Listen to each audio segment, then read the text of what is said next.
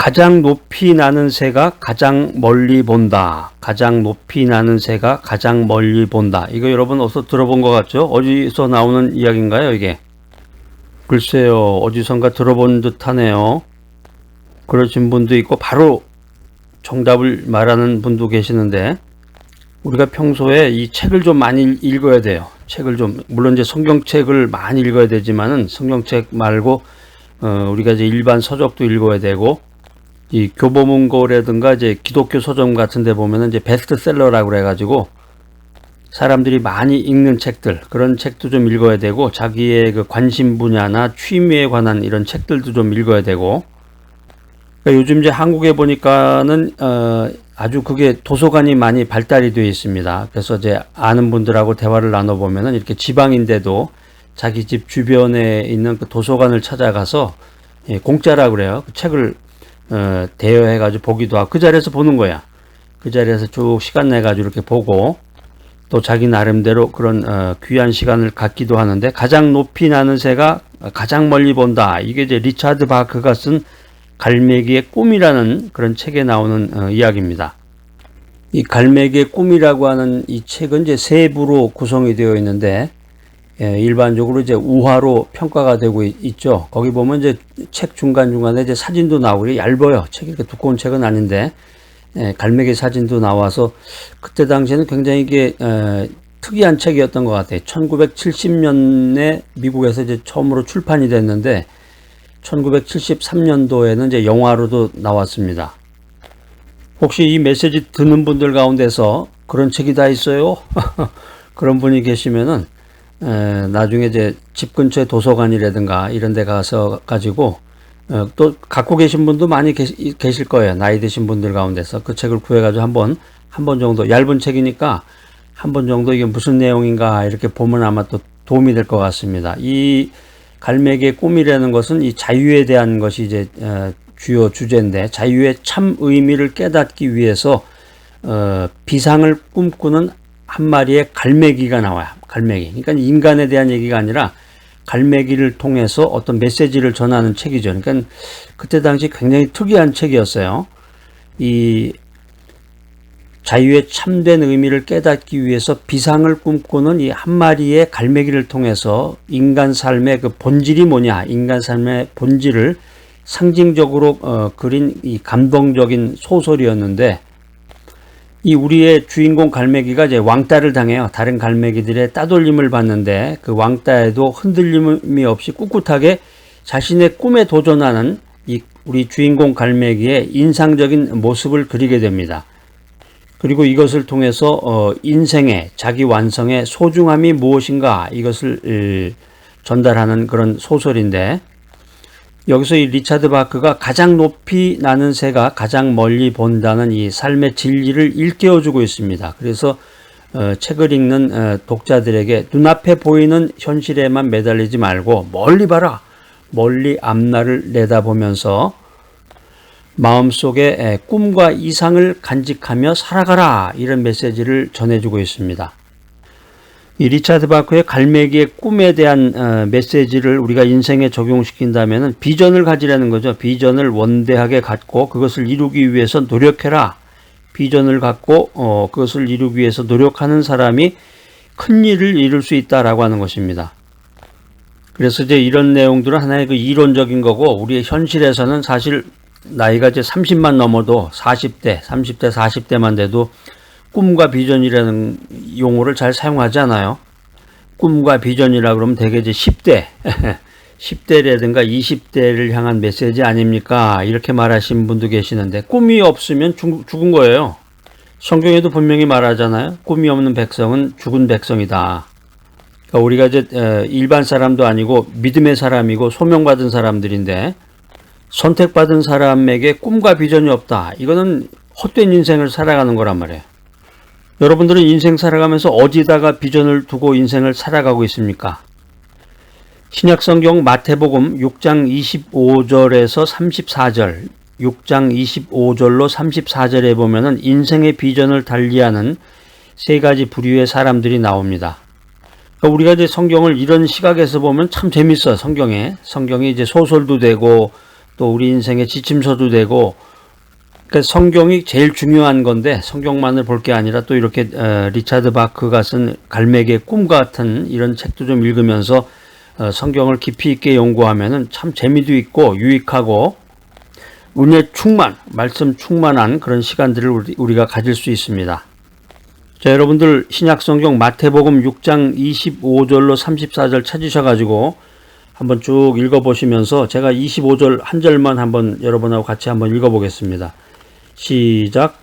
그러므로 내가 너희에게 이르노니 목숨을 위하여 무엇을 먹을까 무엇을 마실까 몸을 위하여 무엇을 입을까 염려하지 말라. 목숨이 음식보다 중하지 아니하며 몸이 의복보다 중하지 아니하냐. 여기 마태복음 6장 24절부터 시작이 되는 건데 사실은 제가 이제 25절 읽었지만은 24절부터 34절이 이제 하나의 큰 패러그래프입니다. 그래서 여러분들이 성경을 읽을 때는 성경을 이제 의미 있는 내용을 읽으면 좋겠지만 가급적이면 그 한 패러그래프씩 여러분들이 읽으면 좋습니다. 지금 여기 같은 경우는 6장 24절부터 34절까지가 하나의 주제인데 여기서 말하는 그 주요 메시지는 뭐냐면은 이 인생을 살아가는 데 있어서 필요한 돈이라든가 재물이라고 하는 것은 하나의 도구다. 인생을 살아가는데 삶에 필요한 하나의 도구라는 거죠. 한국에서도 보면 이제 명품카 타고 다닌다고 외제차죠. 외제차 타고 다닌다고 폼 잡고 막 그러잖아요. 근데 미국에서는 그게 이제 하나의 삶의 도구예요. 그러니까 나이가 70, 80, 90 죽을 때가 다 돼도 이 운전을 하지 못하면 차를 몰지 못하면 생활이 안 된단 말이에요. 미국이 이제 땅이 넓기 때문에 한국 같으면 이제 자기가 아파트에서 내려와 가지고 바로 구멍가게도 가고 슈퍼도 가고 24시간 편의점도 가고 다 이렇게 할 수가 있지만 미국은 그런 시스템이 아니라 자기 집에서 차를 타고 슈퍼를 가야 된단 말이에요.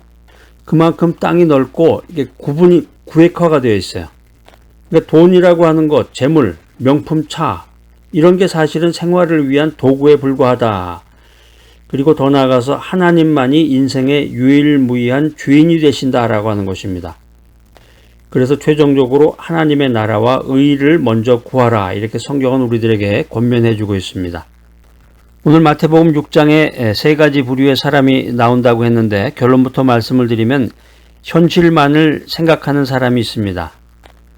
또 더 나아가서 내일을 생각하는 사람이 있고 또 마지막으로 영원을 생각하는 사람이 있다 이렇게 성경은 우리에게 말해주고 있습니다.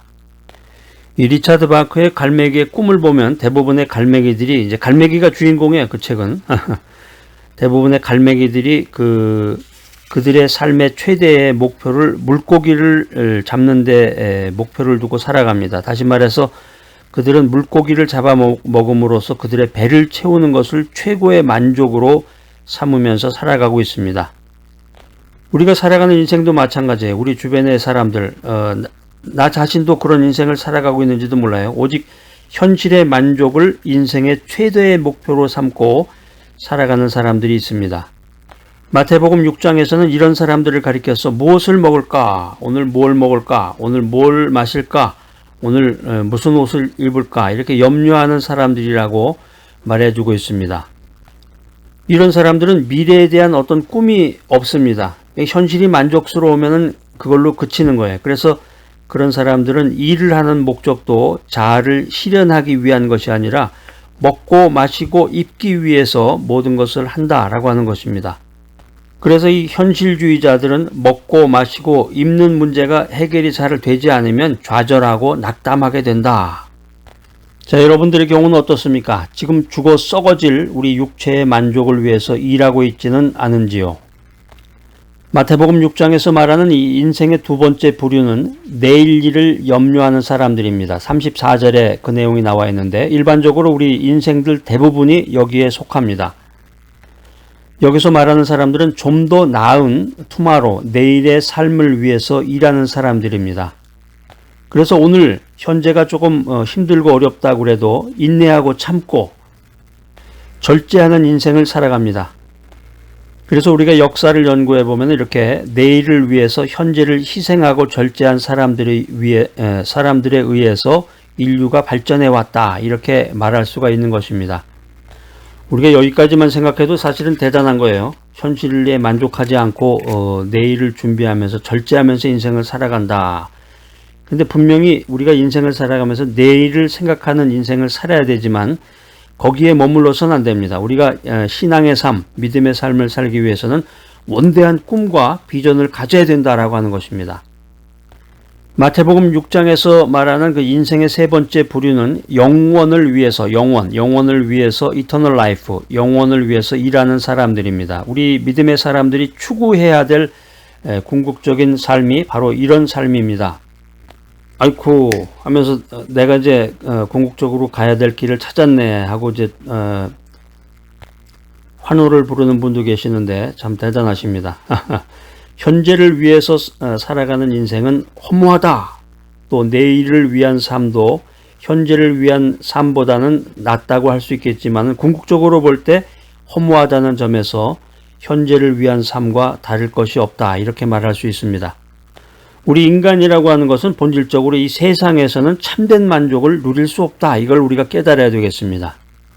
우리가 전도서 읽어보면 여기에 대한 굉장히 중요한 말씀, 권면의 말씀들이 많이 나오는데 전도서 1장 2절 3절에 보면은 헛되고 헛되며 헛되고 헛되니 모든 것이 헛되도다.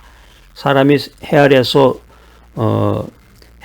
수고하는 모든 수고가 자기에게 무엇이 유익한고, 이렇게 말하면서 이 세상에서는 참된 만족이 없다. 이걸 우리에게 권면해 주고 있는데 성경에서 말하는 그 진리의 말씀은 이 세상에서 참된 만족을 누리려고 그러지 말고 영원을 구하는 삶을 추구하라.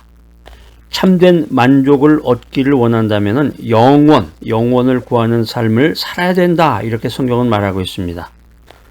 그러면 영원을 구하는 삶이라는 것이 뭘 얘기하는 것입니까? 이렇게 질문할 수 있겠죠. 거기에 대한 해답이 성경에 있습니다.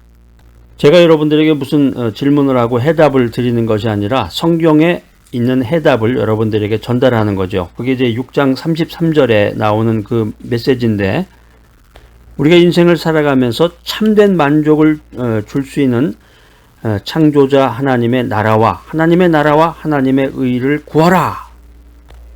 우리가 인생 살아가면서 세상이 주는 만족은 잠깐이고 하나님의 나라가 주는 만족은 영원하다. 세상이 주는 만족과 비교할 수가 없다. 놀랍고 크다. 이 사실을 알고 깨달아야 되겠습니다.